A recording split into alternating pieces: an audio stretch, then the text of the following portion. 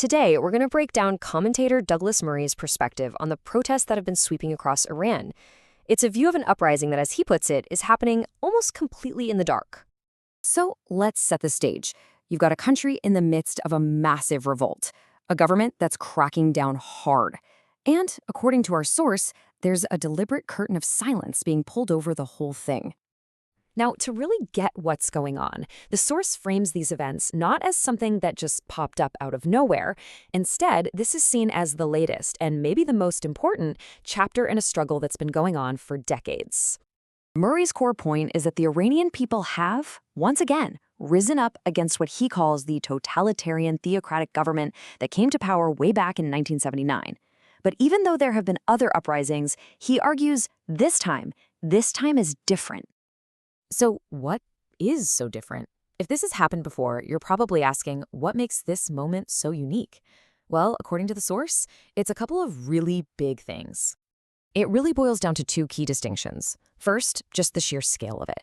These protests are reportedly way larger than anything that's come before. And second, the government's response. Past crackdowns were, absolutely brutal, but the claim here is that the government is responding with a level of force that is completely unprecedented. And the source really doesn't pull any punches here. He uses some incredibly strong language to describe just how grim this crackdown is, and who he claims is carrying it out. To try and put a number on it, the source cites this absolutely staggering estimate: as many as 50,000 people massacred. It's a number that's really meant to drive home the supposed human cost of what's happening. Okay, and this brings us to a really crucial part of the story, the information war. Murray argues there's a wall of silence around these events, and it's a wall that's being built from two different directions. This leads to the obvious question, right? If the protests are this massive and the crackdown is this severe, why isn't it the #1 story on every news channel? Why aren't we seeing more about it?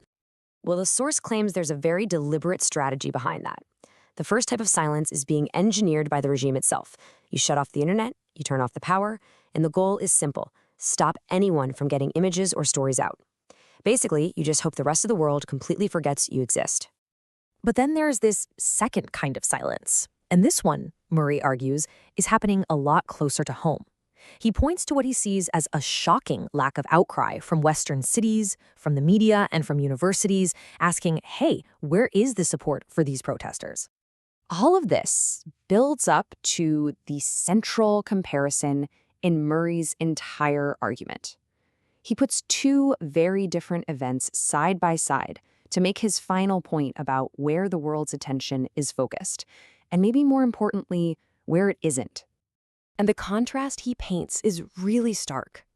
Think about an event in a city like Minneapolis. Something happens, and within seconds, you have video from a dozen different angles. Everyone has a smartphone, the information is everywhere, instantly.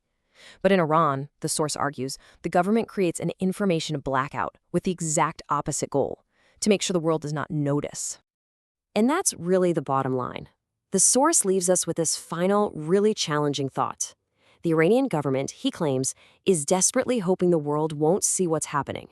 So the question he puts to all of us is, do we notice anyway, despite their best efforts?